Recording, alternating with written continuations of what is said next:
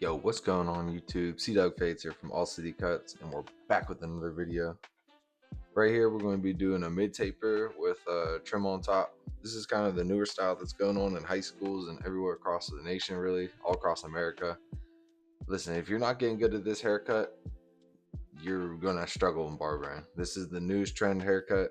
Get good at it. And in this tutorial today, I'm going to show you how to get good at it. But for those who do not know me, I am C-Dog Fades. I am a six-figure barber in the Beaver County area, and I'm on this channel to provide you guys all straight value. Gems, stuff you could take away, business, haircutting, all that. Right here, one-stop shop on my channel. So please like, comment, subscribe, and let's get right into this tutorial. So right here, we're setting in all of our guidelines. In this tutorial, I decided to just cut like I would regularly in the shop. I set up my pocket 3 on the wall. So yeah, we're just setting in all of our guidelines. When I'm in the shop, I utilize my tools. So I set all the guidelines up, and I use all the tool 3 times on doing a taper because the taper's in 3 spots. So you want to make sure you utilize the tool and not pick it up, put it down. This is going to minimize your time on each haircut and make you be way more efficient. But for those who are new, please leave me a comment. I'd like to get to know people who are watching my videos and see who the audience is and connect with them. I want to build a relationship with my audience and a connection, so I could give you guys exact content what you want. I like doing that with people I watch. So, but yeah, I ain't gonna lie, guys. This video is gonna be a banger. My client got amazing hair. So right here, we're debulking with the 2. Obviously I haven't seen this client for at least a month and a half, so I like clearing out my panel before I get into the fade. I said in the bottom guideline because it wasn't that bulky, but the fade and all that, you can't really see when fading into it, so I just debulk it with the 2.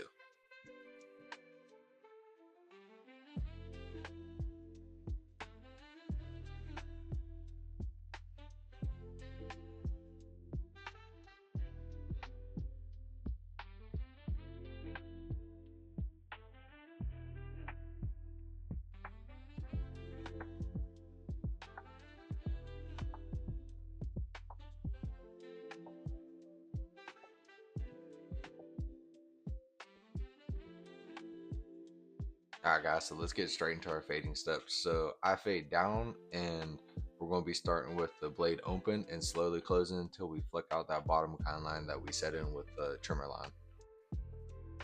I find this to be the simplest and best way to fade for anyone, especially new beginners.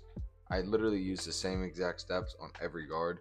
Now, when you get more experienced and you understand what guards leave what shades of color on the head, and what I mean by that is, so you know, one guard on dark hair leaves a certain color on the head. I view the guards as leaving color sometimes. It just helps me understand and make sense of things.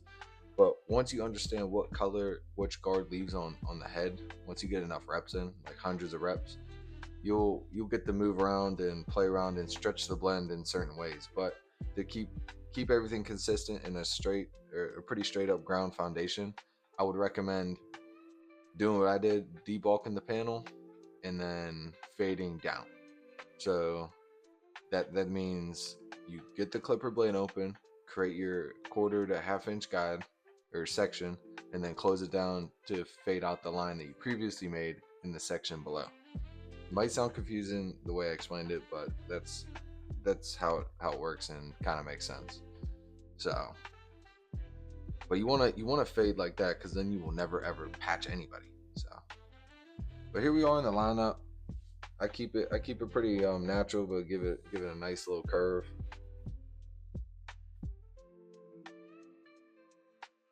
My big head all in the camera. I low key, in the next place I go to, I want to put the station on my left side, so then I'm always cutting over the right shoulder, because as you can see, I'm cutting over my right shoulder, but my station is on the right side, so I always have to get in the way of the camera. It's just really annoying.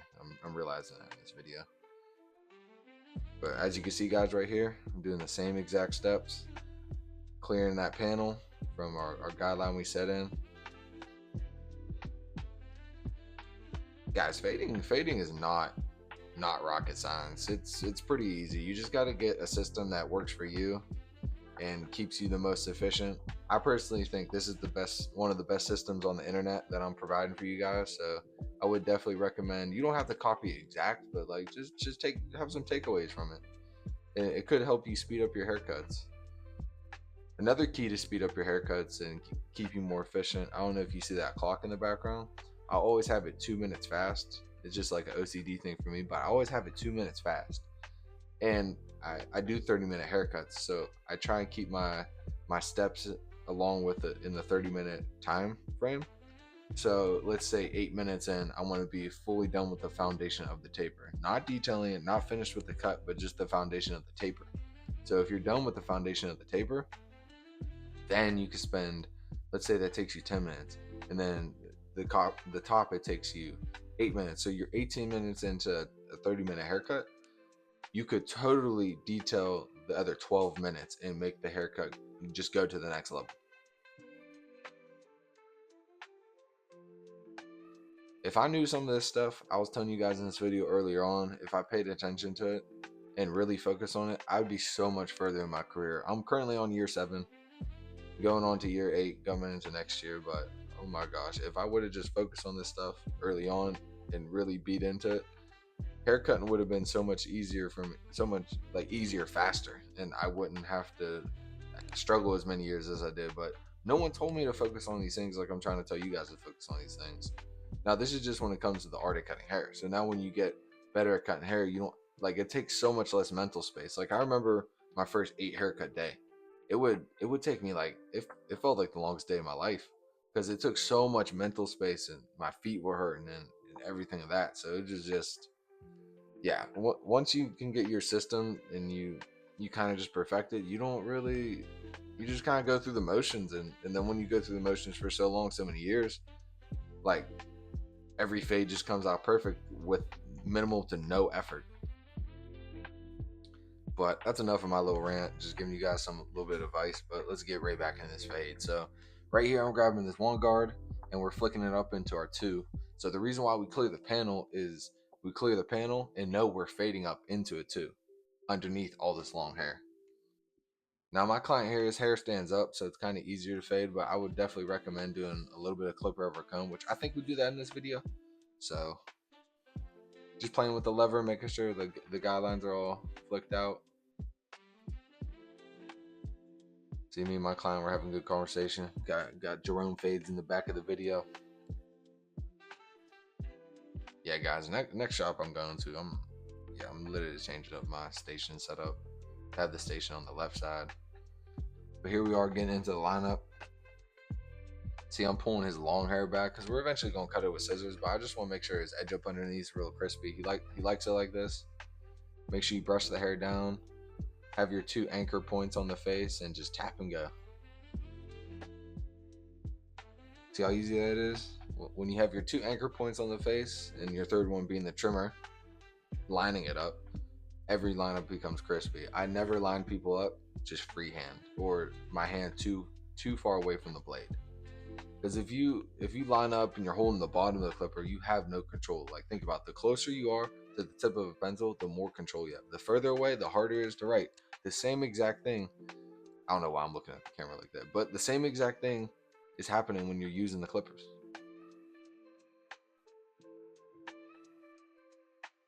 I definitely recommend getting a thin and a thick blade.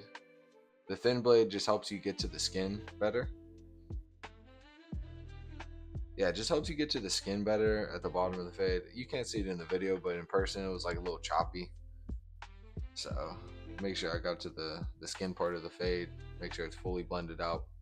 You wanna make sure in the fade, there's in the bottom of the fade when you go from skin to the taper, it's like a mini fade within the fade. You want to make sure that's super crispy because that's the transition that matters the most. But here we are getting into the clipper over comb I was telling you about. You want to kind of wedge it out. He has a lot of bulk right now, and I don't want to take too much off. Less is more when it comes to this step always, so I'm very cautious, and you'll gain the eye over the years on what to take and what to leave. Especially when your client shows you a picture and you've been cutting them for so long, you can kind of get a feel for what they like and don't like. In the past, I probably definitely left too much bulk on people. Or sometimes if people don't come in for a while and I take too much bulk off, but I always explain to them that sometimes it got to happen for the reset, or yeah, it just got to happen sometimes. But as you can see, that the fades completely connecting and blending in. This haircut's really coming together. I don't know if anyone else can also relate to this, but when you get better at cutting hair, you also get better clients that are so much less picky and they have nicer hair, which is weird. At the beginning of every career, you gotta, which I recommend, if anyone's struggling to get clients, I definitely recommend starting at a very attractable price point. Meaning, in my area, that price point's anywhere from $25 to $30. I currently, right now, I charge 35 for kids, 45 and 55. That's haircut, beard, and then my VIP is 70. But guys, I earned that stuff. I went for years at the $30 $35 range. I've earned that. I built up my clientele. I built up the foundation. So if you build it like that, you could get all these reps out, knock all these reps out. You could pretty much get paid to practice and train while giving people good haircuts, of course, not completely practice, but you get to pay, you get to be paid to practice your system. Think about that. You get to be paid to practice. What other profession can you do that? I don't know. I feel like it's a cheat code. So if you're at too high of a price point, you're not getting clients, or if your offers are just not good, I would recommend finding a no-brainer offer to offer to people and just go from there and build. And then once you get that one client that really likes your service and they're good people and you catch the vibe, just offer them the next two people they send you a free haircut. Every two people they send you a free haircut. Your clientele will have no choice but to explode. But here we are, we're fully saturating the hair now, we're getting into the top. This is gonna be all scissor work.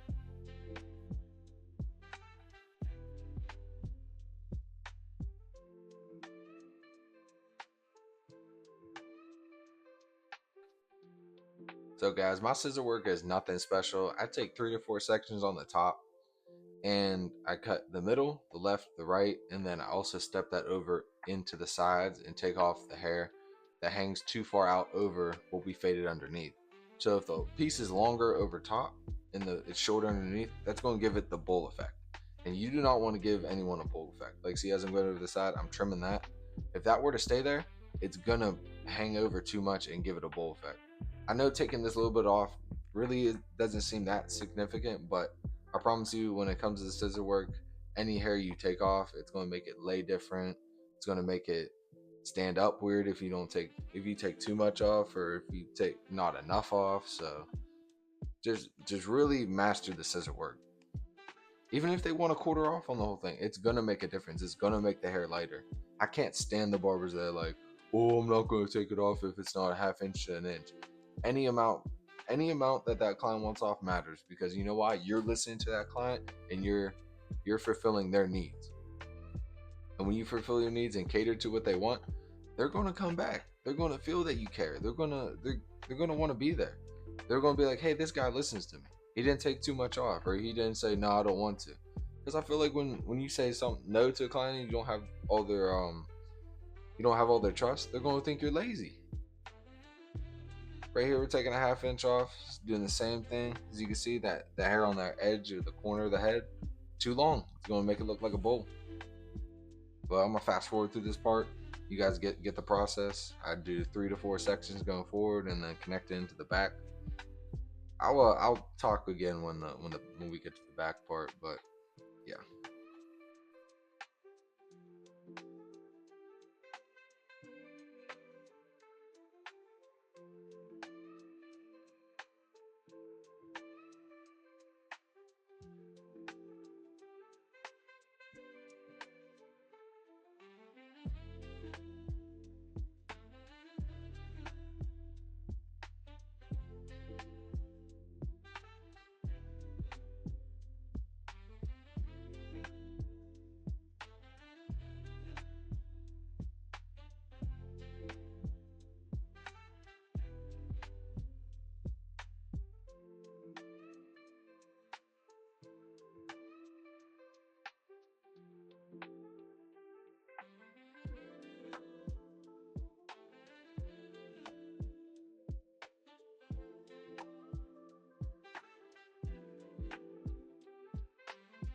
All right, guys. Now that we're cutting the back, we cut the sides and the top.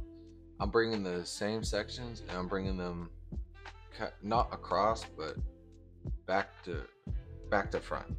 And I'm just connecting a little bit. And see, I'm not taking much off because we clipper overcombed it. But there's going to be a little bit of an edge right on the back side of the head because we didn't hit that with scissors and not let it clipper overcomb. So, but here I gotta resaturate the hair. You guys always want to make sure that the hair is fully saturated when doing everything. It just helps you control it and get full moldability over the hair. You can't really cut hair when it's dry and wet. You want it to consistently be saturated. See that little peak I'm taking off, guys? That is the difference between making it look like a bowl cut and a really good haircut. Just going all the way across, taking off that wee little bit. Then we're checking the upside of it because we did cut the top and the bottom of it now. So now we're getting the middle. Guys, I'll be honest with you. I don't know if this is right or wrong, but it works for me in the shop, and I'm making sure all the hair is even, and I do it pretty damn efficient. So this is just works for me. But if you have a better haircutting system, recommend just using what's best for you. I'm just showing you guys what I do on the daily and what works best for me. Oh, and also, if you guys want this camera, I link it in the description. You can buy it off Amazon. I bought mine off Amazon, so yeah. But here's the final cut. Hope you guys like this YouTube video. I know it's just a lot of me talking, but if you like this video and like these videos, please like, comment, subscribe. I'm creating weekly content, getting all this value out for you guys. But I appreciate the love, and I'll see you guys in the next one. Peace.